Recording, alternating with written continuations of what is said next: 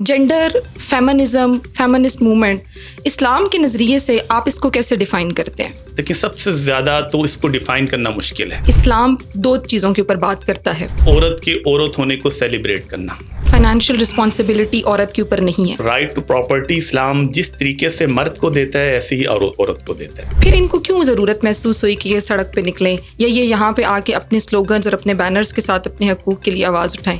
कि औरत और मर्द इक्वल हैं, दोनों की फिजिकल और मेंटल अप्रोच भी डिफरेंट है। क्या औरत इमामत कर सकती है? औरत के साथ सूट नहीं करती।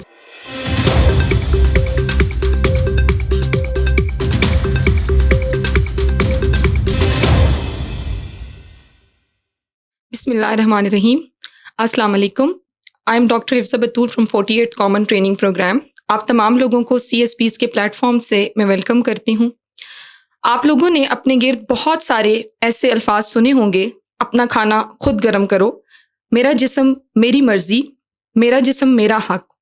आज इसी किस्म के हसास मौजू के ऊपर बात करने के लिए हमारे साथ मौजूद हैं professor doctor sir Haris Salim, who has a postdoctorate degree from Islamic University in the subject of Arabic. He is double masters in political science and Islamic studies. He is one of the renowned teacher of Islamic studies in the town. अस्सलाम वालेकुम sir. वालेकुम अस्सलाम। Sir कैसे हैं आप? खैरियत से हैं? अल्हम्दुलिल्लाह ठीक ठाक। सर आज हम एक हसास मौजू पे बात करने लगे हैं कि जेंडर, फेमिनिज्म, फेमिनिस्ट मूवमेंट, इस्लाम के नज़रिए से आप इसको कैसे डिफ़ाइन करते हैं? मैम, सबसे पहले तो आपकी टॉपिक सिलेक्शन इसलिए बहुत अच्छी है कि ऐसा टॉपिक है कि आज तक इसको सही तरीके से एड्रेस नहीं किया गया, और जब भी फेमिनिज्म का नाम सुनते हैं एकदम लगता है कि शायद ये इस्लाम के खिलाफ कोई कैंपेन लॉन्च हो गई है, और जब इसको हम डीपली देखते हैं तो सिर्फ इसमें एक मिसकम्युनिकेशन ज़्यादा है और कोई ज़्यादा कॉन्सेप्चुअल इसमें प्रॉब्लम नहीं है। तो आपने पहली बात की कि फेमिनिज्म है क्या। देखिए, सबसे ज़्यादा तो इसको डिफ़ाइन करना मुश्किल है। बिल्कुल, बहुत सी ऐसी डेफिनेशंस हैं जो खुद फेमिनिस्ट करती हैं, और मेरा ख्याल है कि इस्लाम उनको उनसे ज़्यादा सपोर्ट करता है। जैसे कि मैंने बहुत सी किताबों में देखा, बहुत से फेमिनिस्ट ने कहा कि औरत के औरत होने को सेलिब्रेट करना, तो इससे किसको इख्तलाफ हो सकता है। इसी तरीके से कुछ लोगों ने कहा कि औरत को एम्पावर करना, तो हम भी यही चाहते हैं, इस्लाम यही चाहता है। इस्लाम ने कितना एम्पावर किया। बहुत से लोग कहते हैं कि औरत को उसके राइट्स घर के दहलीज पे मिल जाए, उसको उतनी स्ट्रगल ना करनी पड़े, हमारी लेजिस्लेशन इतनी स्ट्रांग हो जाए, तो इसके ऊपर भी इस्लाम को कोई एतराज़ नहीं। सिर्फ एक जो करंट वेव का स्लोगन है जेंडर इक्वालिटी, ये स्लोगन थोड़ा सा वेग है, थोड़ी सी एम्बिग्विटी है। इसको जब तक हम क्लियर नहीं करेंगे तो उस वक्त तक ये चीज़ क्लियर नहीं होगी कि इस्लाम जेंडर इक्वालिटी को किस हद तक देखता है और किस एंगल से देखता है, और फेमिनिस्ट कैसे देखती हैं इसको। बिल्कुल सर, आपने बड़ी कम्प्रिहेंसिव डेफिनेशन दी। यहाँ पर एक चीज़ है कि इस्लाम दो चीज़ों के ऊपर बात करता है, एक हकूक़ हैं और एक फ़राइज़ हैं। तो जब हम बात करते हैं कि मर्दों को औरतों के ऊपर एक दर्जा फ़ौक़ियत दी गई, तो आप उसको कैसे एक्सप्लेन करते हैं, किस हवाले से फ़ौक़ियत दी गई? देखिए, कुरान ने उसकी रीज़निंग खुद कर दी। ये जो आपने हवाला दी, ये सूरह निसा की आयत है कि अर्रिजालु क़व्वामूना अलन निसा, कि उसमें एक लफ्ज़ इस्तेमाल किया कुरान ने, क़व्वाम। क़व्वाम अगर आप अरबी लुगत में देखें, अरबी की सबसे बड़ी लुगत है लिसानुल अरब अल्लामा इब्न मंजूर की, उसके अंदर क़व्वाम के बहुत से मीनिंग है। एक मतलब है गार्डियन, एक मतलब है प्रोटेक्टर, सरपरस्त, हिफाजत करने वाला। उस एंगल से तो किसी को एतराज़ नहीं है कि औरत जितनी भी अपने आप को बेहतर महसूस करे, उसके पास नॉलेज हो, पावर हो, लेकिन जब वो अपने फादर या हस्बैंड के साथ बाहर निकलती है तो अपने आप को ज़्यादा प्रोटेक्टेड फील करती है, और मर्द की जिम्मेदारी है कि माँ है, बेटी है, बीवी है, आप उसको प्रोटेक्ट करेंगी, उसका ख्याल करेंगे। बाकी जहाँ तक सुपरियॉरिटी की कुरान ने बात की, तो कुरान ने कहा कि वले रिजाल अलैहिन्ना दरजा, जो एक दर्जा थोड़ा सा बढ़ाया। वो क्यों बढ़ाया? कि कुरान ने कहा कि वबिमा अनफक़ू मिन अमवालिहिम, कि मर्द के ऊपर फाइनेंशियल रिस्पॉन्सिबिलिटी डाली है, जबकि औरत के ऊपर कोई फाइनेंशियल रिस्पॉन्सिबिलिटी नहीं है। देखिए, माशाल्लाह आप जॉब करती हैं, एक बड़ी CSS की एक ड्रीम जॉब है, लेकिन इस्लाम तब भी कहता है कि आपके ऊपर कोई फाइनेंशियल रिस्पॉन्सिबिलिटी नहीं है, चाहे आप बिलियनियर हों, चाहे आपके पास जितने भी पैसे हों, ये जिम्मेदारी मर्द के ऊपर है कि वो घर कमाएगा और आपके लिए राइट टू मेंटेनेंस प्रोवाइड करेगा। तो कुरान ने कहा कि इसी वजह से कि जब इंसान को बर्डन ज्यादा डाला, जिम्मेदारी जिसके ऊपर ज्यादा होती है, तो थोड़ा सा स्टेटस बढ़ जाता है। वो सिर्फ इस एंगल से कहा गया कि माशी जिम्मेदारियां मर्द के ऊपर डाली गई हैं, औरत पे नहीं डाली गई। इसी हवाले से सर आपने कहा कि फाइनेंशियल रिस्पॉन्सिबिलिटी औरत के ऊपर नहीं है, लेकिन अगर वो कुछ कमा के लाती है तो क्या उसके माल के अंदर उसके अयाल का हक है? इस्लाम इसके बारे में क्या कहता है? लेकिन जो राइट टू प्रॉपर्टी इस्लाम जिस तरीके से मर्द को देता है ऐसे ही औरत को देता है। मर्द की अगर कोई प्रॉपर्टी है تو خطبہ حجۃ الوداع میں بھی اللہ کے نبی نے کہا کہ اس کی فل کانسنٹ کے بغیر آپ اس کی پراپرٹی میں سے کوئی چیز لے نہیں سکتے. اس میں حدیث میں آتا ہے کہ طیب نفس نہیں ہے، خوش دلی نہیں ہے، تو آپ مجبور کر کے بھی نہیں لے سکتے کسی کو. تو جس طرح سے مرد اپنی خوشی سے خرچ کرتا ہے، اسی طریقے سے اگر کسی فیمیل کے پاس کوئی پیسے ہیں ڈاور کی شکل میں، انہیریٹنس کی شکل میں، کسی نے گفٹ کیا یا وہ جاب کرتی ہیں، تو اس کی اپنی پراپرٹی ہے، ہسبینڈ اس کی پرمیشن کے بغیر اس کا کوئی پیسہ خرچ نہیں کر سکتا. خود وہ لگائے، اس کے لیے کوئی ہیلپنگ ہینڈ بنتی ہے تو بالکل ٹھیک ہے، لیکن اس کی اجازت کے بغیر کوئی اس کا پیسہ یوز نہیں کر سکتا. ٹھیک ہے. اسی طرح سر اب جو ہم سلوگن سنتے ہیں، جیسے کہ کہا گیا کہ اپنا کھانا خود گرم کرو، تو کیا اسلام عورت کے اوپر یہ ذمہ داری عائد کرتا ہے کہ وہ اپنے شوہر اور اس کی جو خاندان ہے، اس کی ماں، اس کا باپ، اس کے بہن بھائی، ان کے نان و نفقہ کے لیے، ان کے گھر کے معاملات کے لیے، ان کے اہل و عیال کے خیال کے لیے، کیا اس کے اوپر یہ فرض ہے یا یہ ذمہ داری اس پہ کہیں عائد کی گئی ہے؟ دیکھیں، ایک تو میرج نا ایک سوشل کانٹریکٹ ہے، اور جب آپ سوشل کانٹیکٹ کرتے ہیں تو اس میں ہر چیز ایسے ڈیفائن نہیں کرتے کہ یہ لائن میری ہے، میں اس سے آگے نہیں جا سکتا.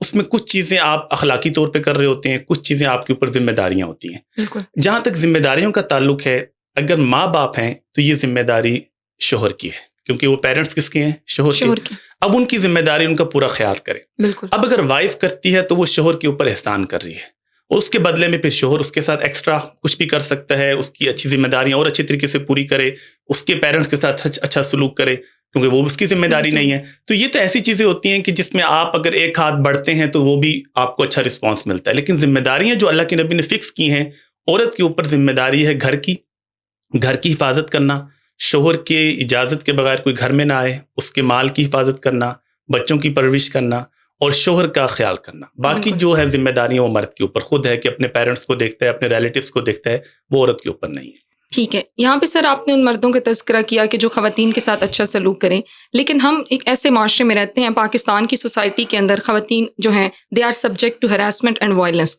تو کیا ایسے میں خاتون کے پاس کوئی ایسا حق ہے کہ وہ اس شادی کو توڑ سکتی ہے، اس سے باہر نکل سکتی ہے، اپنے لیے ایک اچھا راستہ نکال سکتی ہے، یا اسلام اس کو کہتا ہے کہ نہیں بھائی تم اسی کے ساتھ اب گزارا کرو؟ یہ ایک بون آف کنٹینشن ہے جو کرنٹ ویو آف فیمنسٹ میں، جس کے آپ نے اشارہ کیا کہ رائٹ ٹو ڈیورس کس کے پاس ہے. وہ کہتے ہیں کہ مرد کا جب دل چاہتا ہے، ریزن ہے یا نہیں ہے، اسلام کہتا ہے آپ طلاق دے دو، ڈیورس ہو جائے گی، اور سفر کون کرے گی؟ عورت کرے گی.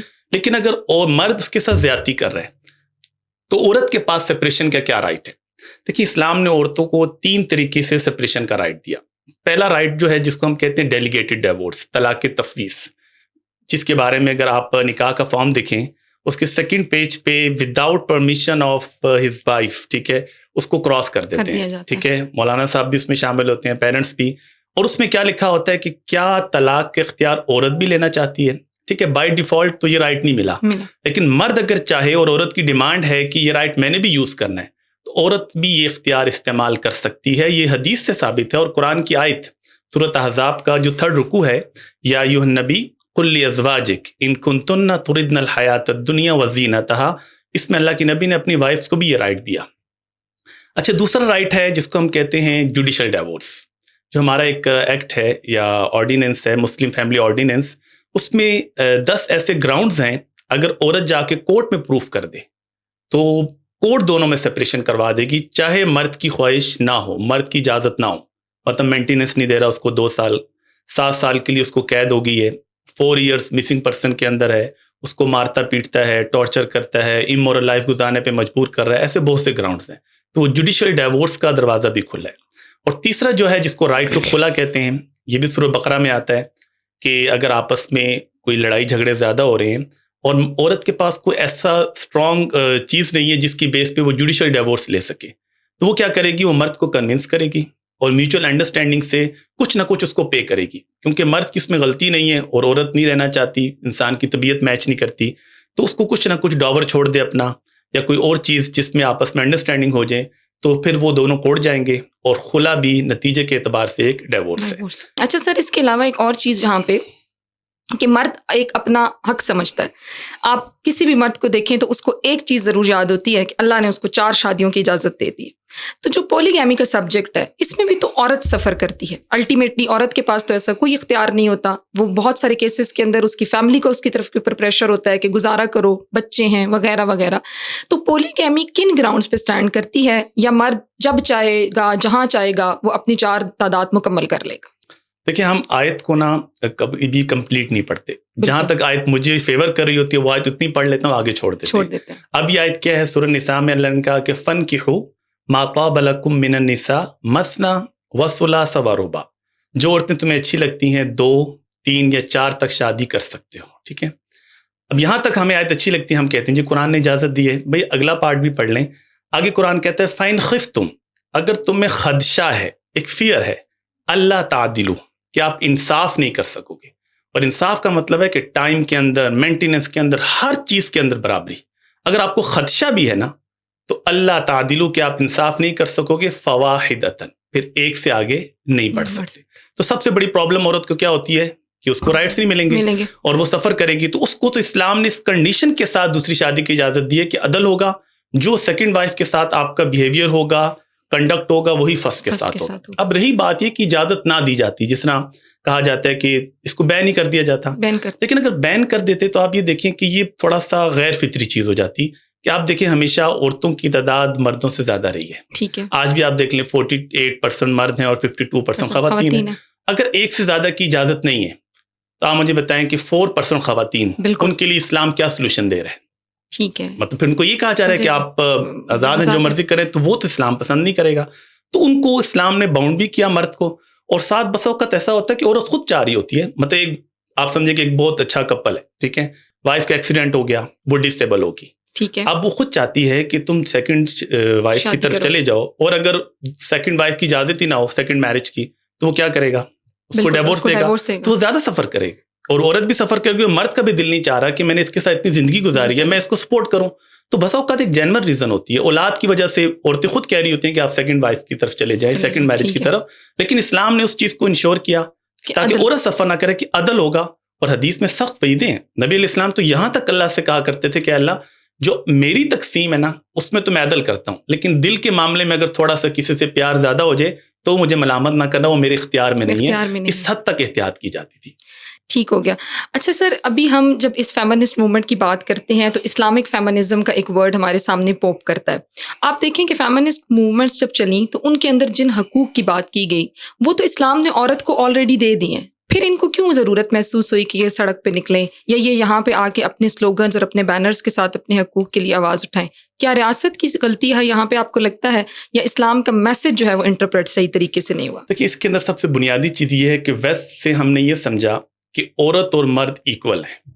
ہم نے ویسٹ نے ایک میں تھیوری دی کہ جو رائٹس مرد کے پاس ہیں وہی عورت کے پاس بھی ہونے چاہیے. آپ فرق کیوں کرتے ہیں؟ ٹھیک ہے. اسلام کا جو میجر کانسیپٹ ہے نا, اگر ہم یہ سمجھ جائیں تو یہ ڈیبیٹ ہی ختم ہو جائے گی. وہ کیا ہے کہ آپ دیکھیں کہ اللہ تعالیٰ کریٹر ہے. اب اللہ نے 2 جینڈر پیدا کیے, بالکل, ایک میل ہے ایک فیمیل ہے. دونوں کا فزیکل سٹرکچر ڈفرینٹ, دونوں کی مینٹل اپروچ ڈفرینٹ. اور وہ کریٹر نے کیوں ڈفرینٹ کی؟ کیونکہ اس کو پتا تھا کہ میں نے دونوں سے ڈفرینٹ کام لینا ہے. ٹھیک ہے. اب مرد کو آپ اللہ تعالیٰ نے باہر بھیجنا تھا, آپ کی ساری فائنینشیل رسپانسبلٹی ہیں, اس کے لیے فزیک کیسی چاہیے؟ اسٹرانگ. مینٹلی آپ کو اسٹرانگ ہونا ہے کیونکہ آپ سرپرست ہیں, گھر کو آپ نے دیکھنا ہے. عورت کے اوپر ذمہ داری لگائی گھر کی, بچوں کے ساتھ, اس میں زیادہ ایموشنز انوالو ہوتے ہیں, اور اس کے اندر عورت جتنی نازک ہوگی وہ اس کی زیادہ خوبصورتی ہے. ٹھیک ہے. اب اس کو اسی لحاظ سے فزیکل سٹرکچر دیا. اب ہم یہ تو مانتے ہیں کہ کریٹر اللہ ہے, 2 جینڈر بھی اللہ نے پیدا کیے, دونوں کی فزیکل اور مینٹل اپروچ بھی ڈفرینٹ ہے. لیکن ہم یہ کہتے ہیں کہ اس کے باوجود رائٹس دونوں کے کیا ہونے چاہیے؟ ڈفرینٹ ہونے, ایکول ہونے چاہیے. ہم تو یہ کہہ رہے ہیں نا, لیکن وہاں پہ اللہ ہمیں کچھ چیزیں تو ول آف گاڈ پہ چھوڑنی چاہیے. جب اللہ نے دونوں چیزوں کو ڈفرینٹ بنایا تو اللہ نوز بیٹر کہ کس کو میں نے کیا ڈیوٹیز دینی ہے اور کس کو میں نے کیا رائٹس دینے ہیں. اس لیے اسلام نے جینڈر ایکوالٹی کے لیے جو لفظ دیا ہے وہ جسٹس کا ہے, کہ مرد جو رائٹ ڈیزرو کرتا ہے اس کو وہ ملنے چاہیے, عورت جو ڈیزرو کرتی ہے اس کو ملنے چاہیے. فار ایگزامپل دیکھیں, اب طلاق کا رائٹ ہے, اب یہ کہتے ہیں جی عورت کو بھی رائٹ ٹو ڈیورس مرد کی طرح مل جاتا ہے. اب مرد کو اللہ نے تھوڑا سا ریشنل زیادہ بنایا اور عورت کو تھوڑا سا ایموشنل زیادہ بنایا. اور میں جب یہ کہتا ہوں نا عورت ایموشنل ہے, تو یہ عورت کے لیے کوئی ابیوز نہیں ہے, یہ عورت کو آنر ہے. آپ مجھے بتائیں کہ سیکریفائس کون کرتا ہے؟ عورت کرتی ہے. جذبات کرتے ہیں. لاجیکل میں کیا سوچوں گا 2 + 2 4, مجھے اس میں بینیفٹ نظر آ رہا ہے, میں یہ کام کروں. لیکن عورت کہے گی نہیں, میں اپنے جذبات کے لیے قربانی دے دیتی ہوں رشتے کو بچانے کے لیے. اب اگر دونوں ریشنل ہوتے رشتہ چل سکتا تھا؟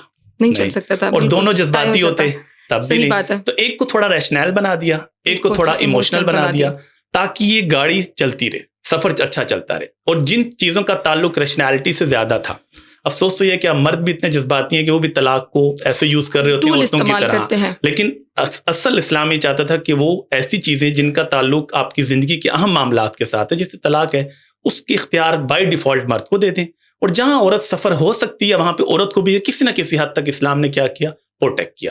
تو میرا خیال ہے کہ ہمیں یہ چیزیں اللہ تعالیٰ پہ چھوڑنی چاہیے کہ جب اللہ کو کریٹر مانتے ہیں تو رائٹس کی جو ڈسٹریبیوشن ہے وہ بھی ہمیں اللہ کے حوالے کرنی چاہیے کہ اس نے بہتر طریقے سے ہمیں دی ہیں. بالکل.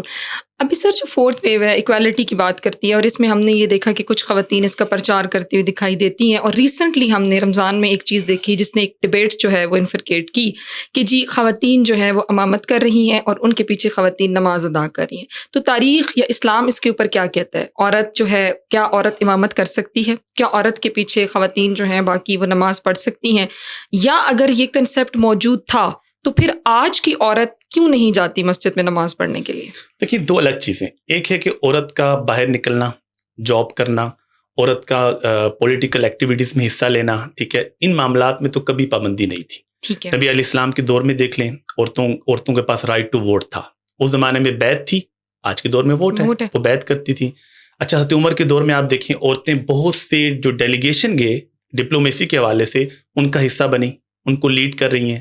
پھر آپ بہت سی بیٹلز دیکھیں, حضرت عائشہ لیڈ کر رہی ہیں ایک جنگ کے اندر, ہم اس کے اوپر بات نہیں کر رہے, صرف ان کا ایک رول دیکھ رہے ہیں. اور صحابہ حضرت طلحہ اور زبیر کتنے بڑے بڑے صحابہ ہیں جو ان کے نیچے کام کر رہے ہیں. اس کا مطلب ہے کہ عورت کا پولیٹیکل رول, عورت کا لیڈ کرنا, عورت کا باہر نکلنا. اور نبی علیہ السلام کے دور میں تو عورتیں مسجد میں آیا کرتی تھی, صحابہ کے دور میں بھی آتی تھی. ان چیزوں میں کسی کا اختلاف نہیں. یہ اگر منع کیا گیا تو یہ مینیجریل ایشو تھا, یہ اسلامک ایشو نہیں تھا. اب جہاں تک دوسرے حصے کی بات ہے نا کہ عورتیں امامت کرائیں یا عورتیں نبی کیوں نہیں ہیں, مطلب یہ بھی بات تھوڑا آگے بڑھ کے کہہ دی جاتا ہے. اب یہ چیز نا عورت کے ساتھ سوٹ نہیں کرتی. اب دیکھیں پروفٹ ہوڈ یا دعوت کا کام یا پروفٹ, اگر آپ صرف پروفٹ کی بات کر لیں, کتنا ایک مشکل کام ہے. آپ کو صبح جانا ہے, رات جانا ہے, پبلکلی جانا ہے, انڈیویجول جانا ہے. اور عورت اس کے بعد پروفٹ رول ماڈل ہے, ان کو نمازیں پڑھائے گا, ان کے ساتھ میں پوری زندگی ہے. اب خاتون کو اللہ نے جس انداز سے پیدا کیا, جس طرح اس کا فزیکل سٹرکچر ہے, اب تحریک اس کو بہت سی چیزوں میں اپنے آپ کو پروٹیکٹ کرنا ہے. اب ایسے شرارتی لوگ ہیں, اگر اس کے ساتھ کوئی مس ہیپ ہو جاتا ہے تو پروفٹ کہاں پہ رہے گا, ٹھیک ہے. اس طریقے سے نماز وہ پڑھانے کے لیے آگے ہوتی ہے, عورتوں کے لیے ڈریس کوڈ ہے, باقی چیزیں ہیں, تو وہ چیزیں کس طریقے سے چلیں گی تو وہ. لیکن جہاں تک سٹیٹس کی بات ہے, عورت کو پروفٹ کی ماں بنا دی ہے. اور پروفٹ کو کیا کہا, اس کے قدموں کے نیچے جنت ہے, ٹھیک ہے.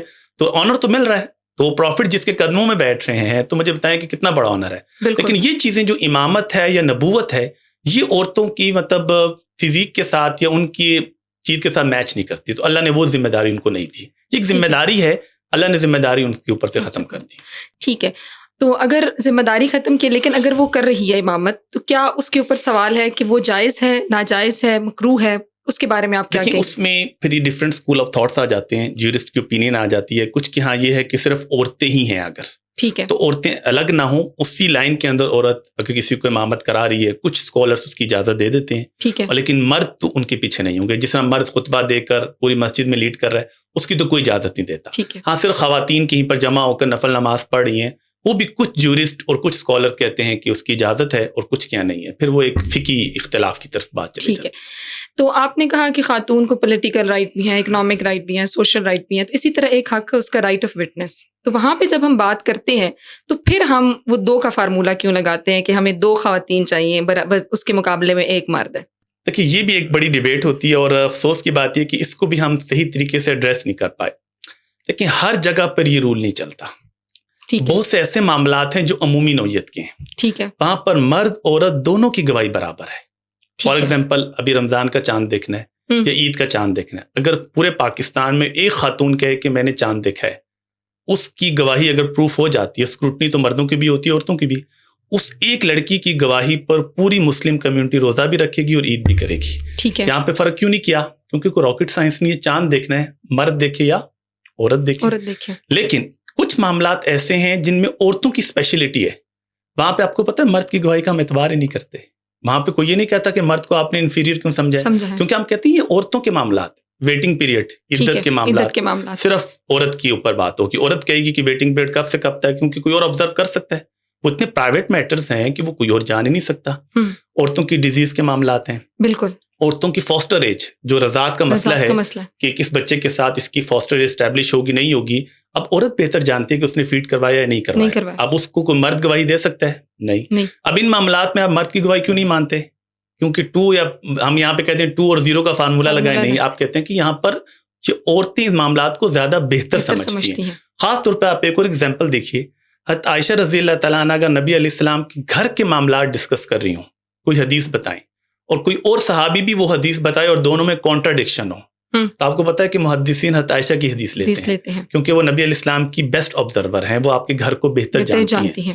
اس کا مطلب کیا ہو کہ ہم ایشو ٹو ایشو چلتے ہیں. اب 2 ایشوز ایسے ہیں جن پہ ڈیبیٹ ہوتی ہے. ایک ہے معاملات حدود و قصاص کے، ٹھیک ہے، باہر مرڈر ہو گیا. اب اس میں اسلام کہتا ہے کہ عورت کی گواہی ہم نہیں مانیں گے. کیوں؟ اب گواہی ایک بہت بڑی ذمہ داری ہے. اب دیکھیں اگر کہیں یہاں پر پسٹل چل جاتی ہے، کچھ بھی ہوتا ہے، تو ہر انسان بھاگتا ہے. اب اس سارے منظر کو آبزرو کرنا، پھر کورٹ میں جا کے اگر آپ مرڈر کیس کی گواہی دیں تو اس کے اندر کتنی پرابلمس ہیں، وہ لوگ کتنا پریشر ڈالیں گے. اب اس ساری چیزوں سے اسلام نے عورت کو آزاد کر دیا. اور دوسرے معاملات ہیں لین دین کے، ٹھیک ہے، اس میں قرآن نے واضح طور پہ کہا کہ ایک عورت 2 عورتیں ہوں گی یا ایک مرد. اس میں بھی قرآن نے ان کی گواہی مانی، لیکن یہ ڈیلنگ اور یہ باہر کے معاملات بھی عورتوں کے اوپر لاگو نہیں کیے. اس لیے کہا کہ وہاں پر ایک اور عورت اسسٹنٹ ہوگی، تاکہ اگر مرد کوئی ایک عورت بھول جائے تو دوسری عورت اس کو یاد دلا دے. بس ان 2 معاملات میں تو اس کو ہم یوں سم اپ کر سکتے ہیں، جو معاملات عمومی نوعیت کے ہیں اس میں دونوں کی گواہی برابر ہے. جن معاملات میں عورتوں کا اپر ہینڈ ہے وہاں پہ مردوں کی گواہی نہیں چلتی. جہاں پہ مرد جس کو زیادہ ڈیل کرتے ہیں وہاں پہ عورت کی گواہی یا تو ختم کی یا عورت کی گواہی کو ویٹیج کم کر دی. تو یہ تو ایشو ٹو ایشو ہے، یہاں پر یہ بات نہیں ہے کہ 2-0 یا 2-1 والی بات. ٹھیک ہے.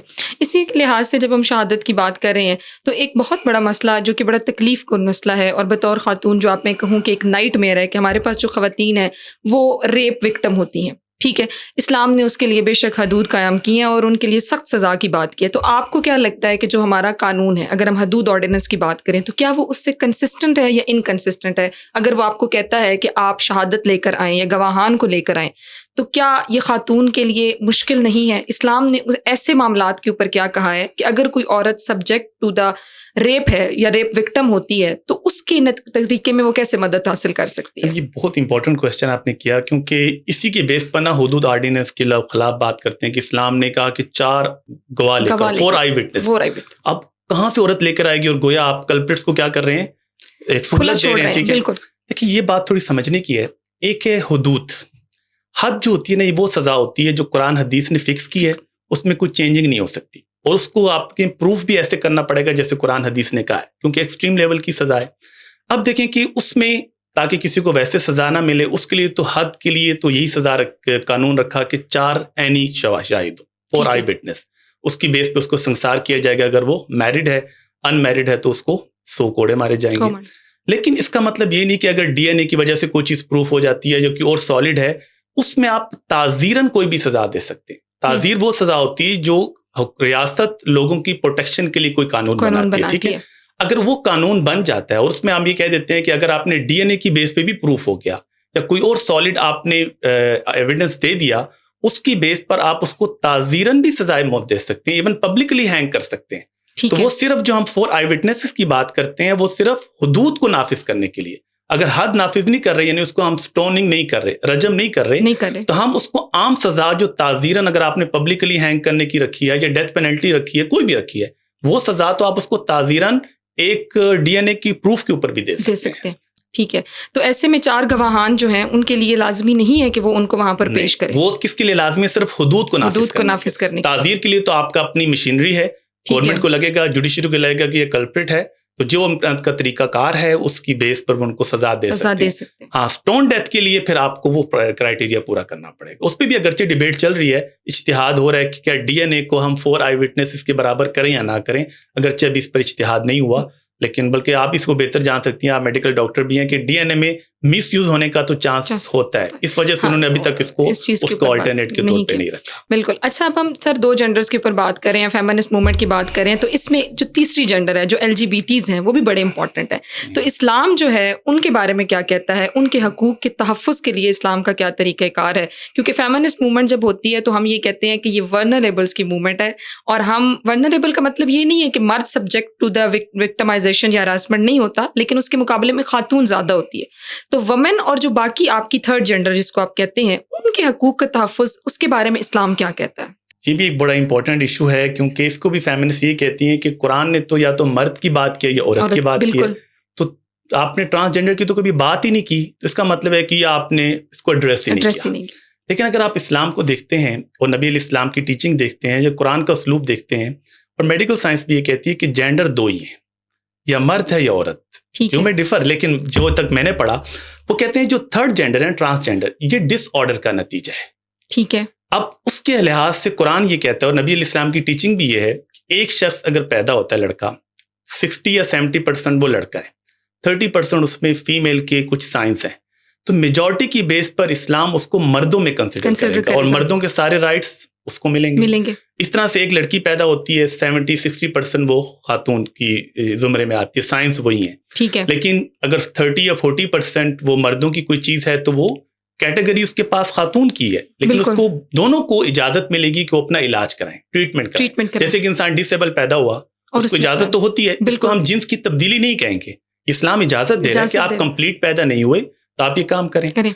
अब मसला ये आ जाता है कि जो हमारा ट्रांसजेंडर एक्ट आया था ना बिल, उसमें कुछ प्रॉब्लम्स और थी, उसका इससे ताल्लुक नहीं है, क्योंकि उसमें तो ट्रांसजेंडर खुद कह रहे थे कि हमें तो इसमें कुछ मिल ही नहीं रहा, आपने इसमें LGBT का दरवाजा खोलना, क्योंकि उसके अंदर प्रॉब्लम ये थी कि आपने सेल्फ परसीव जेंडर आइडेंटिटी रखी थी। बिल्कुल। इसमें आपने नादरा को कहा कि जो बंदा भी आए और आके कहे कि मुझे मर्दों की फीलिंग आ रही है या औरतों की आ रही है, ऐसा हो सकता है क्योंकि आपके हार्मोन चेंज हो सकते हैं 18 साल 20 साल बाद भी, लेकिन आप उसको सेल्फ परसीव तो नहीं रख सकते ना, आपको मेडिकल बोर्ड रखना पड़ेगा, कोई साइकेट्रिस्ट रखना पड़ेगा। उसका नतीजा ये हुआ कि 15,000 के करीब फीमेल ने मेल का ID कार्ड लिया और 18,000 के करीब मेल ने फीमेल का ID कार्ड लिया। उसकी बेस पे आप देखेंगे अगर ID कार्ड किसी मेल के पास फीमेल का है तो वो अकॉर्डिंग टू ID कार्ड तो किसी मेल से शादी कर सकता है ना, तो आपने फिर वो LGBT का दरवाजा खोला, वाइस वर्सा कर लें, तो उससे फिर हमारा पूरा एक सोशल और इकोनॉमिक फैब्रिक तबाह होता है। बाकी जहां तक ट्रांसजेंडर की प्रोटेक्शन की बात है, उसके लिए जो बिल था वो बेहतरीन था, उसमें उनकी जॉब की प्रोटेक्शन, एजुकेशन के हवाले से चीजें, लेकिन असल मसला था ट्रांसजेंडर को डिफाइन करने का, वो सही तरह से डिफाइन नहीं हो सका उसके अंदर।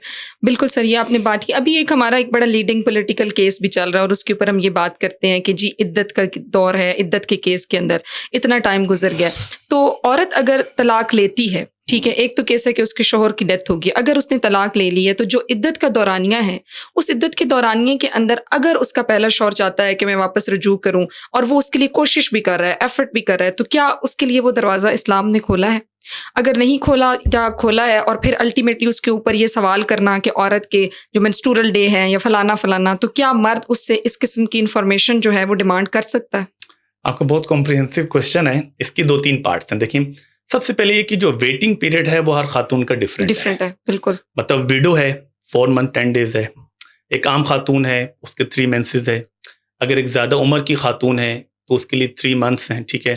अब ये और किसी की अगर इंटरकोर्स से पहले ही डिवोर्स हो जाती है तो उसका वेटिंग पीरियड है ही नहीं, ठीक है।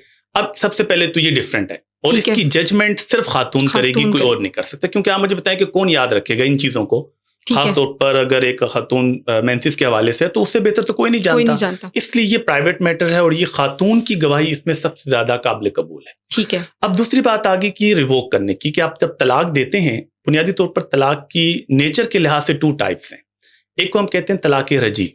तलाक रजी वो तलाक होती है जिसमें वर्ड्स बिल्कुल क्लियर होते हैं, कोई एम्बिग्विटी नहीं है, कोई उसके अंदर इबाहम नहीं है, उसमें नियत करने की भी जरूरत नहीं है। हस्बैंड ने वाइफ को कहा कि मैंने तुम्हें तलाक दे दी, अब उसकी नीयत है या नहीं है, तलाक वाक़या हो जाती है, क्योंकि वर्ड्स इतने क्या है, एक्सप्रेसिव है, ठीक है। अब जब ये तलाक हो जाती है इसको तलाक रजी कहते हैं, रिवोकेबल। अब औरत का उसी वक्त से वेटिंग पीरियड स्टार्ट हो जाता है। अब वेटिंग पीरियड के अंदर अगर तलाक रजी है तो without consent of his wife वो रुजू कर सकता है। वो 2 दिन बाद कहता है कि मैं अपनी बात वापस लेता हूँ, ठीक है, बात तो तलाक खत्म हो जाएगी, उसका एक राइट कम हो जाएगा तलाक का, अगर उसने एक तलाक दी है तो। लेकिन अगर तलाक बाइन है, اس نے الفاظ کلیئر کٹ نہیں تھے. اس نے کہا کہ اپنے گھر چلی جاؤ. اب اس نے انٹینشن کیا تھی اس کی کہ میں نے آپ کو طلاق دے دی ہے. اس کا اور مطلب بھی ہو سکتا ہے کہ میں غصے میں ہوں, کچھ دنوں کے لیے ناراض ہوں, لیکن اگر وہ کہے کہ میری اس سے مراد تھی طلاق, انٹینشن وہ خود کلیئر کرے گا. اس کو طلاق بائن کہتے ہیں. اس میں بھی ویٹنگ پیریڈ کے اندر رجوع کر سکتا ہے, لیکن کنسنٹ اس میں وائف کی پوچھی جائے گی, پراپر نکاح ہوگا, پراپر ڈاور کے ساتھ ہوگا. اور جب ویٹنگ پیریڈ کمپلیٹ ہو گیا, پھر دونوں صورتوں میں اگر ایک طلاق دی ہے, طلاق رجعی ہے, طلاق بائن, وہ دوبارہ شادی کا رائٹ تو دونوں کے پاس ہے, لیکن پراپر ڈاور کے ساتھ, پراپر کنسنٹ کے ساتھ, دونوں کی کنسنٹ ہوگی, پراپر نکاح ہوگا, پھر وہ دوبارہ سے رجوع کر سکتے ہیں. اور اسلام یہی چاہتا ہے کہ ہم ایک طلاق دے کر اس مسئلے کو ختم کریں تاکہ واپسی کا راستہ کھلا رہے. اب تو مرد اتنے جذباتی ہیں کہ وہ 3 طلاقیں دیتے ہیں, پھر وہی بات کہ ہم نے غصے میں دے دی, فلاں ہو گئی ہے, سر پیار میں تو ہوتی بھی نہیں ہے. تو بالکل یہی بات. اچھا, اب اسی طرح آپ نے کہا کہ عورت کے جب ہم حقوق کی بات کرتے ہیں, ایک رائٹ آف ڈوور بھی اس کا اسلام نے ڈیفائن کیا ہے, اگر کیا ہے تو کیا ہے. لیکن اس کے ساتھ ایک اور بڑا سوال ہے کہ جب آپ انہیریٹنس کی بات کرتے ہیں, رائٹ آف انہیریٹنس کی, تو وہاں پہ پھر ہم کیوں ہاف کر دیتے ہیں چیزوں کو؟ اگر وہ وائف ہے تو وہاں پہ بھی اس کی اماؤنٹ کم ہے, اگر وہ بیٹی ہے وہاں پہ بھی اس کی کم ہے, تو ریزلٹنٹلی باپ کی جائیداد میں سے بھی کم حصہ ہے, شوہر کی میں سے بھی کم حصہ ہے. تو ایسا کیوں ہے؟ آپ فیمنسٹ کے سارے کوشچن لے کر یہ بڑا انٹرسٹنگ ہے کہ دیکھیں 2 چیزیں آپ نے کی. رائٹ ٹو انہیریٹنس میں نو ڈاؤٹ کہ عام طور پر عورت کا شیئر آدھا ہے, لیکن ہر جگہ یہ نہیں ہے. سب سے پہلے تو یہ پرنسپل غلط ہے. بہت سے ایسے کیسز ہیں جہاں پر فیمیل میل سے زیادہ لیتی ہے. فار ایگزامپل, ایک شخص کی ڈیتھ ہو گئی ہے اور اس کے ورثاء میں اس کا باپ ہے اور اس کی بیٹی ہے. اس کیس میں بیٹی لیتی ہے 1/2, ٹھیک ہے, اور باپ لیتا ہے 1/6. کس کو شیئر زیادہ ملا؟ بیٹی کو. ٹھیک ہے, ایک تو ہر جگہ یہ بات نہیں ہے, لیکن بائی اینڈ لارج ایسے ہی ہوتا ہے. ٹھیک ہے, اب اس میں یہ کہ مرد کے اوپر فائنینشیل رسپانسبلٹی اسلام نے 4 ڈالی ہیں. ٹھیک ہے, بیوی بچوں کی, پیرنٹس کی, ٹھیک ہے, اور ان میرڈ سسٹر کی. اب یہ ذمہ داریاں مرد کے اوپر, ہر صورت میں ان کی ذمہ داریاں پوری کرنی ہے. عورت کے اوپر کوئی ذمہ داری نہیں ڈالی, اپنی مرضی سے خرچ کرے تو کرے. اب اگر مرد کو ڈبل شیئر ملتا ہے اور 4 جگہ پر اس کو خرچ بھی کرنا ہے, تو اللہ تعالیٰ نے اسی وجہ سے وراثت کے آخر میں کہا کہ تمہیں نہیں معلوم کہ ہم کس ریشو سے یہ ڈسٹریبیوشن کر رہے ہیں, کیونکہ اگر آپ کو 1 لاکھ روپے دے کر 60,000 واپس لے لیا جائے اور دوسرے کو 1,50,000 دے کے کہیں کہ یہ آپ کا گفٹ ہے, تو ڈیفینیٹلی فائدہ تو وہی لے رہے ہوتے ہیں. اور سیکنڈ نمبر پہ آپ یہ دیکھیے کہ عورت انہیریٹ کرتی ہے باپ سے بھی اور ہسبینڈ سے بھی, بیٹے سے بھی. نو ڈاؤٹ کہ ہسبینڈ بھی وائف سے کرتا ہے, لیکن عام طور پر یہ جو میل رشتے ہوتے ہیں اس میں اس کو وراثت زیادہ مل رہی ہوتی ہے. اس طریقے سے اس کا سورس زیادہ بھی بن جاتا ہے مختلف جگہوں سے. تو اس میں آپ ریشو دیکھیں تو وہ اتنی کم بھی نہیں ہے. اب دیکھیں اگر بیٹی ہے, اکیلی بیٹی ہے تو 1/2 لے رہی ہے, اور مرد بیٹا نہیں ہے اور 2 سے زیادہ بیٹی ہیں, 2 یا 2 سے زیادہ, تو 2/3 کل پراپرٹی کا لے رہی ہیں. صرف ایک کیس ہوتا ہے جہاں پر بیٹا بیٹی دونوں ہیں, تو ان کو 2:1 سے کیا جاتا ہے, اور اس کی ذمہ داری آپ کو بتا دی کہ ذمہ داریاں زیادہ ہیں, اور دوسرا جتنے بھی میل انہیریٹنس سے وہ لیتی ہے تو اس کو کافی حد تک چیزیں زیادہ ملتی ہیں. باقی جو ڈاور کی آپ نے بات کی نا, لیکن ڈاور کی کم سے کم مقدار تو حدیث میں آتی ہے 10 درہم, ٹھیک ہے, لیکن میکسیمم کوئی لمٹ نہیں ہے.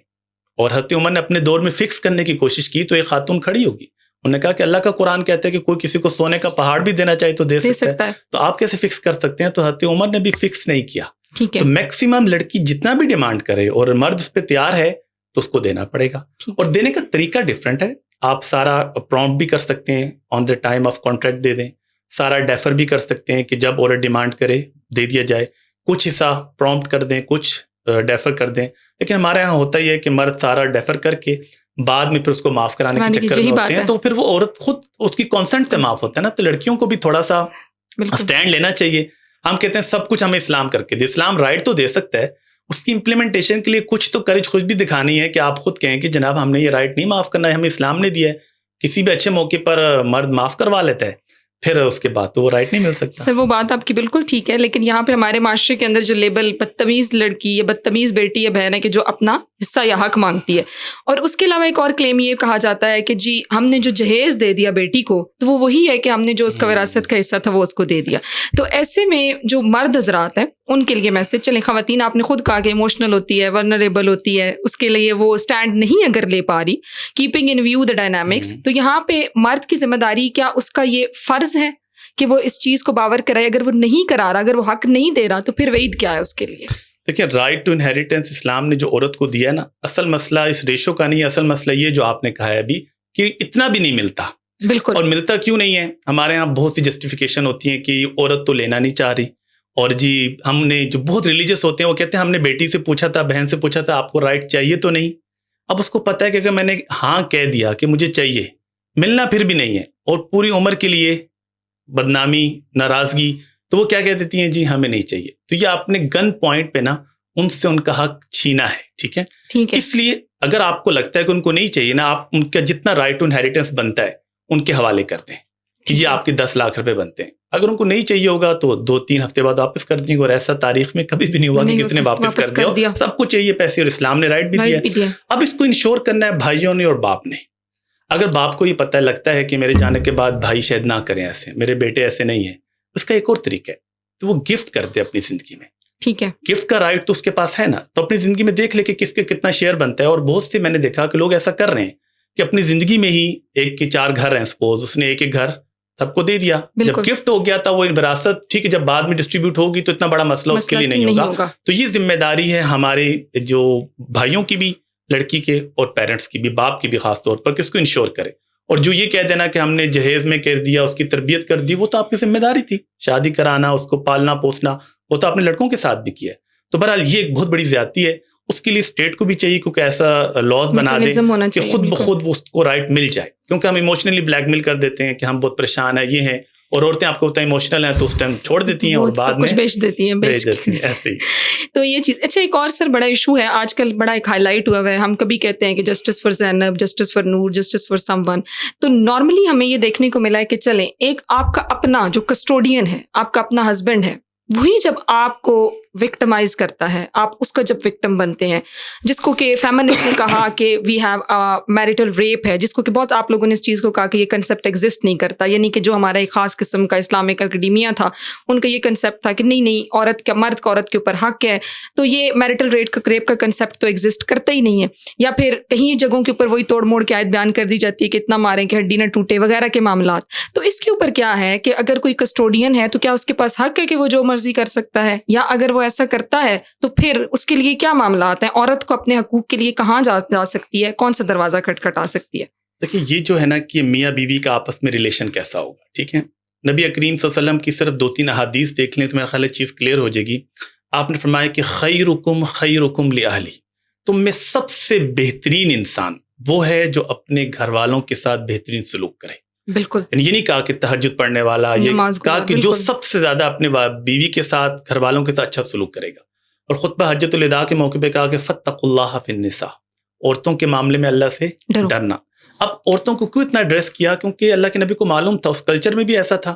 اس کلچر میں تو عورت کے پاس سوشل سٹیٹس نہیں تھا، لوگ عورت کا نام لینا برا سمجھتے تھے. اللہ کے نبی نے ہمیشہ اس کو پروموٹ کیا. آپ ایک مجلس میں بیٹھے ہیں، کسی صاحب نے پوچھا آپ سے کہ بتائیں کہ آپ کو سب سے زیادہ کون پیارا ہے؟ آپ نے کہا عائشہ. اب وہ ایک دم سارے کہ ایک خاتون کا نام لے رہے ہیں اور پبلکلی ان سے محبت کا اظہار کر رہے ہیں. تو انہوں نے کہا نہیں میرا مطلب تھا مردوں میں کون زیادہ پسندیدہ ہے، تاکہ اس ٹاپک کو کلوز کر دیں. آپ نے کیا کہا؟ آپ نے کہا عائشہ کا باپ. پھر حضرت عائشہ کے ریفرنس سے بات کی کہ تمہارے اندر جو یہ پرابلم ہے نا، اس پرابلم کو میں سالو کرنا چاہتا ہوں کہ کیا ہو گیا کہ آپ عورت کے ساتھ پبلکلی یہ بات نہیں کر سکتے، ان سے محبت کا اظہار نہیں کر سکتے. حضرت عائشہ تو فرماتی ہیں کہ آپ کا کنڈکٹ کیسا تھا؟ میں پانی پی لیتی ہوں، جہاں میں نے پانی پیا، جہاں میرے ہونٹ لگے، کہتے ہیں میں بھی وہیں پہ ہونٹ لگاؤں گا. یعنی کیا تھا؟ محبت کا اظہار تھا. بالکل. پھر آپ نے حجۃ الوداع کے موقع پہ کہا کہ عورتیں تمہارے پاس اللہ کی امانت ہے، اس کے بارے میں آپ سے پوچھا جائے گا. اب یہ ساری چیزیں اللہ کے نبی نے اس معاشرے کی کونسلنگ کرنے کے لیے کہا. اب اس کے بعد جو چیزیں رہ جاتی ہیں کہ مرد ظاہر ہے ہماری تھوڑی سی میل ڈومیننٹ سوسائٹی تو ہے، وہی سمجھتا ہے کہ خاص طور پہ گاؤں دیہات میں جہاں پہ ایجوکیشن کم ہے، وہ سمجھتے ہیں کہ ہمارے پاس پورا اختیار ہے. اب قرآن نے ان کے جھگڑوں کو بھی بتایا کہ کیسے سالو کرنا ہے. پہلے سمجھاؤ، سوشل بائیکاٹ کرو، یہ چیزیں کرو. اور اگر کسی نے ایسے طریقے سے مارا کہ ٹارچر کیا، اس کے بارے میں تو جوڈیشل ڈیورس بھی آپ پہ جا سکتے ہیں. اور نبی کریم صلی اللہ علیہ وسلم کی سخت وعید بھی ہے اس حوالے سے. مطلب ایک حدیث میں آتا ہے کہ سب سے پہلا قیامت کے دن جو سوال کیا جائے گا حقوق العباد میں، وہ عورت کے بارے میں کیا جائے گا. تو اس حوالے سے تو اللہ کے نبی کی پوری انسٹرکشنز ہے کہ میاں بیوی نے کیسے رہنا ہے، اور آپ نے رہ کے دکھایا. حتی خدیجہ کے ساتھ رہ کے دکھایا، حتی عائشہ کے ساتھ رہ کے دکھایا، حتی علی، حتی فاطمہ کا کنڈکٹ ہمارے سامنے ہے. حتی خدیجہ کی ڈیتھ کے بعد بھی ان کو یاد کر رہے ہیں اور ان کی سہیلیوں کے ساتھ اچھا سلوک کر رہے ہیں. تو وہ تو جب تک آپ سیرت نہیں پڑھیں گے، قرآن نہیں پڑھیں گے نا، تو ہمیں وہ سمجھ نہیں آئے گا کہ میاں بیوی کا ریلیشن کتنا پیارا ہے. ایک چیز صرف آپ کو بتا دوں، دیکھیں قرآن نے اس ریلیشن کو کیا کہا، ہن لباس لکم وانتم لباس باس لہن، اللہ تم دونوں ایک دوسرے کا کیا ہے؟ لباس. لباس ہے. اور لباس ہم کیوں پہنتے ہیں؟ ہاں بالکل، خوبصورتی کے پروٹیکشن لیے، کے لیے، اپنے آپ کو کور کرتے ہیں، پرائیویٹ پارٹس کور کرتے ہیں، خوبصورت نظر آئیں، ٹھیک ہے، اپنے عیوب کو چھپا لیں. تو یہی کہا کہ اللہ کے نبی نے قرآن نے تشبیہ دے کر کہ میاں بیوی ایک دوسرے کی لائف کو خوبصورت بنائیں گے، ایک دوسرے کی عیوب کو چھپائیں گے. اور جس طرح لباس جو ہے وہ وہی اچھا لگتا ہے جو آپ کے جسم کے مطابقت سے ہو. تو یہاں پر بھی اگر دونوں میں مطابقت ہوگی، ذہنی جسمانی طور پر اور معاشی طور پر، تب یہ رشتہ اچھا چل سکے گا. اچھا سر، ایک اور بات ہے کہ قرآن کریم یہ کہتا ہے کہ مومن مردوں کے لیے مومن عورتیں ہیں. تو بہت ساری خواتین کہتی ہیں کہ ہم تو بڑی اپنے شوہر کے ساتھ وفادار ہیں، لیکن ہمارا ہسبینڈ جو ہے وہ بڑا باہر چیٹ کرتا ہے یا کسی ایکسٹرا میرٹل افیئر میں ہے. تو وہاں پہ پھر آپ کیا کہیں گے کہ اس حوالے سے اس کی کیا جسٹیفیکیشن ہے؟ دیکھیں، اصل تو یہ دل کے معاملات ہیں نا، کسی کا کریکٹر کیسا ہے. ٹھیک ہے، اسلام نے تو دونوں کو پرائیویسی کا رائٹ دیا ہے، لیکن اسی وجہ سے دیا ہے کہ پرفیکٹ تو کوئی نہیں ہے. ڈیفیشنسیز عورتوں میں بھی ہو سکتی ہیں، مردوں میں بھی، اور یہ بیماری بھی دونوں میں ہے. کچھ مرد ایسے ہیں کہ انہوں نے اسکرین ریکارڈر لگایا ہوتا ہے وائف کے موبائل پہ، ایون وہ ایک میسج بھی کر رہی ہیں تو وہ ان تک چیزیں پہنچیں. اور مرد آ کے سو جاتا ہے تو رات کو وائف نے پورا موبائل اس کا اسکرول کرنا ہوتا ہے کہ واٹس ایپ پہ کیا چل رہا ہے. اس سے کیا ہوتا ہے کہ ایک دوسرے کی غلط فہمیاں پیدا ہوتی ہیں. اور قرآن کہتا ہے وَلَا تَجَسَّسُوا، زندگی گزارنے کا ایک اصول بتایا کہ جاسوسی مت کرو. ٹھیک ہے، اور نبی علیہ السلام نے یہاں تک کہا صحابہ کو، جب تم سفر سے واپس آ رہے ہوتے ہو تو جب تمہارے قریب وقت ہو تو تم پہلے سے کسی میسنجر کے ذریعے اطلاع دیجیے کرو کہ میں واپس آ رہا ہوں، تاکہ کوئی بھی ایسا واقعہ آپ کے آنکھوں کے سامنے نہ ہو. ایون اپنے گھر میں بھی آؤ تو نوک کر کے آؤ، اجازت لے کر آؤ. کہ یہ چیزیں ہم کسی کو دنیا میں نا کریکٹر فل کا سرٹیفکیٹ نہیں دے سکتے. جنت جہنم بانٹنے کا ہم نے ایک تو سسٹم شروع کیا ہوا ہے نا، یہ صرف اختیار اللہ کے پاس ہے. بہت سے لوگ ہمیں دور سے بڑے اچھے لگ رہے ہوں گے، گیٹ اپ بہت اچھا ہے، دل میں اندر پتہ نہیں کیا ہوگا. بہت سے لوگ بظاہر ایسے لگ رہے ہوں گے لیکن دل بہت صاف ہوگا. اس لیے جو ہم کہتے ہیں نا مومن مردوں کے لیے مومن عورتیں، وہ دل کا معاملہ ہے اور وہ اللہ تعالیٰ جانتے ہیں بہتر. یہ نہیں ہوتا کہ آپ کا کسی کا ایک میسج نکلا ہے تو آپ کہیں کہ وہ کریکٹر لیس ہو گیا ہے یا کسی نے کوئی اور چھپا کے چیزیں رکھی ہوئی ہیں. اس لیے کسی کے معاملات میں پڑے ہی نہیں.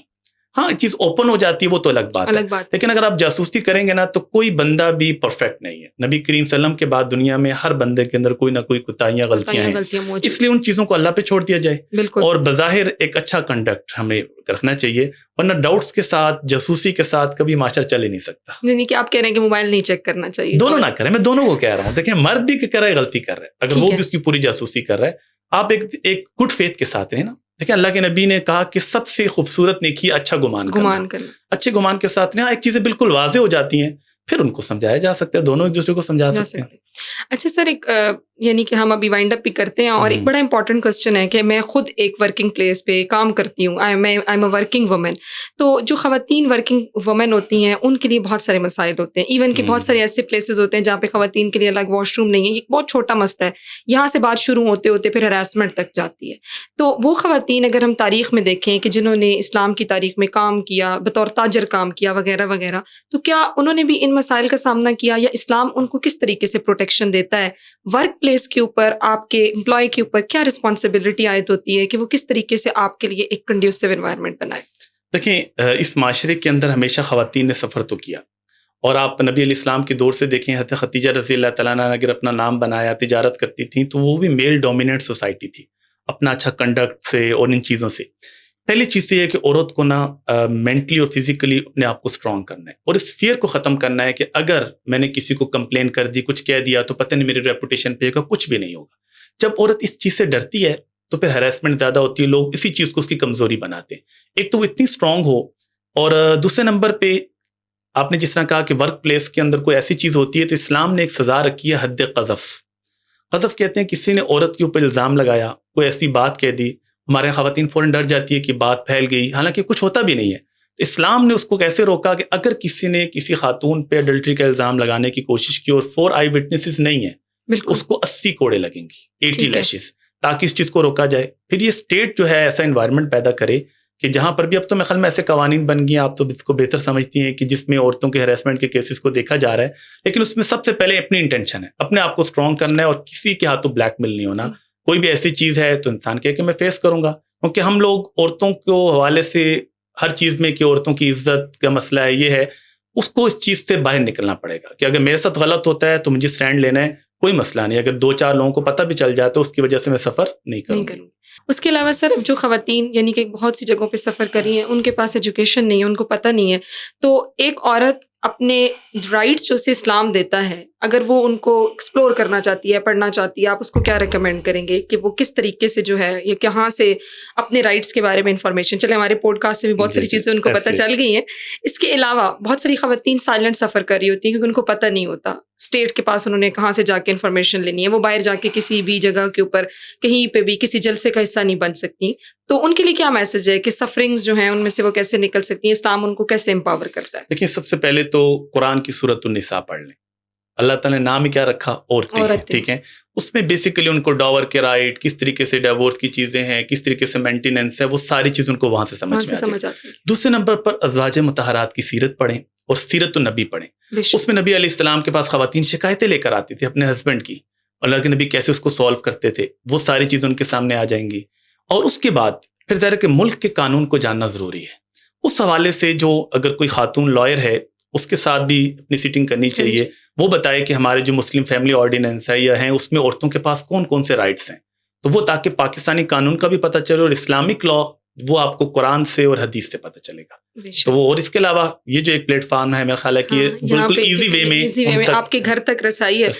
اور تھینک یو سو مچ سر، یہ بڑی کمپریہنسو ڈبیٹ تھی، بہت ساری چیزیں کلیئر ہو گئیں، کیونکہ ہم جب ایک ایموشنل اس چیز کو آپ کہہ سکتے ہیں، سیکنڈلی ومن جب ورنریبل ہوتی ہے تو اس کو شاید ایک یہ بھی مسکنسیپشن ہوتی ہے نعوذ باللہ کہ میرا دین بھی مجھے کوئی تحفظ نہیں دے رہا، لیکن آپ کی اس ڈبیٹ کے ساتھ، اس بات کے ساتھ ہمیں یہ پتہ چلا کہ وہ تمام حقوق کہ جن کے لیے آج مغرب کی خاتون جو ہے وہ سڑکوں کے اوپر مانگ رہی ہے، وہ 1400 سال قبل اسلام نے عورت کو دے دی ہیں، اور عورت کو ایک باوقار شخصیت اور اس کے علاوہ ایک ایسا اسپیشی ڈکلیئر کیا ہے کہ جو رسپیکٹیبل ہو، اس کے حقوق کے تحفظ کی بات کی ہے. تو ہمیں سے جسٹ آگاہی کرنی ہے اور لوگوں کو تعلیمات دینی ہے، اور الٹیمیٹلی جو طریقہ حیات ہے وہ پھر اسلام ہی ہے. Thank you so much sir, thank you so much, nice meeting, اور بہت کمپریہنسیو آپ کے کوئسچن سے، بہت اچھا لگا ان کے اوپر رسپونڈ کر کے. Thank you so much.